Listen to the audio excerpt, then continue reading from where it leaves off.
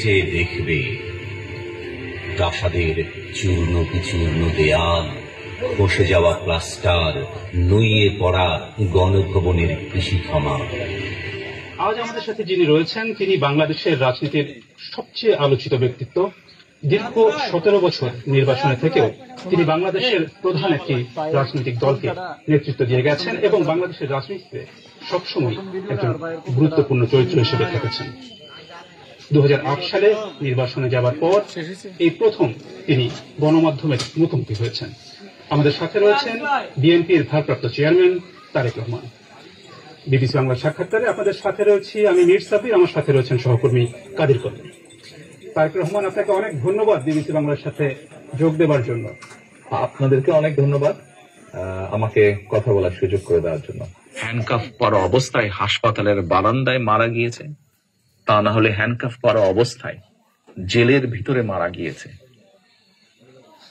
সহায় সম্পত্তি ধ্বংস করে দেওয়া হয়েছে। তারা অন্য সাংগঠনিক বিষয়ের সাথে জড়িত, এটি গেল একটি বিষয়। দ্বিতীয় বিষয়টি হচ্ছে আমাদের কাছে এরকম যখন অনেক অভিযোগ এসেছে, একটি এমন অবস্থা তৈরি করতে পারি যেখানে কিছুটা হলেও আমরা বহির্বিশ্বে, বিশ্বের অন্য দেশের সামনে কিছুটা রিপোর্টই যদি আপনি দেখেন তাহলে দেখবেন পর্যায়ক্রমিক ভাবে, কিন্তু এটা আমার কথা নেই, তাদের পরিসংখ্যান একটি সরকারের পক্ষে তো ভালো মন্দ কোনো কিছুই 3 মাসে করা সম্ভব নয়। খুব স্বাভাবিক ভাবে যে সুযোগটি, এই জন্য এই কথাগুলো আমি বললাম যে রাজনীতি পরিবারে করণ হয়, এটি সমর্থনের ভিত্তিতে। আমাদের বহু নেতাকর্মী শারীরিক নির্যাতনের শিকার হয়েছে, জেল জুলুম খেটেছে, ঘর বাড়ি ভেঙে দেওয়া হয়েছে। যেই কয়টা উদাহরণ দিলাম আমি, বাবা মায়ের মতন ভালো লয়ার হয় অথবা হয় না। রাজনীতিবিদদের ক্ষেত্রে অনেকের সন্তান পলিটিক্সে এসেছে, সবাই কি ভালো করেছে? সবাই ভালো করেনি। এখন আপনি আপনার বিএনপির নেতৃত্বে রয়েছেন, কার্যকর দলের নেতৃত্বে রয়েছেন আপনি। বিএনপির ভবিষ্যৎ নেতৃত্বে পরিবারের প্রভাব, অর্থাৎ জনগণ যেভাবে চায় সেই বিষয়গুলোকে তারা অ্যাড্রেস বিষয় আমি তুলে ধরতে চাইব।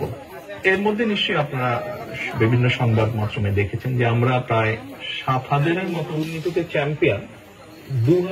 96 সাল থেকে 2001 পর্যন্ত আওয়ামী লীগ সরকার অক্টোবরে সরকার গঠন করি,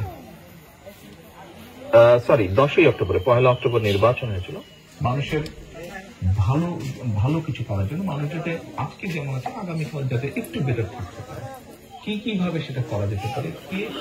রাজনীতি যারা করেন বিগত 17 বছরে দেখেছি, তার আগেও আমরা দেখেছি রাজনীতিবিদরা রাজনীতি করতে গিয়ে বিভিন্নভাবে হ্যারাসমেন্টের শিকার হয়, মিথ্যে মামলার শিকার হয়।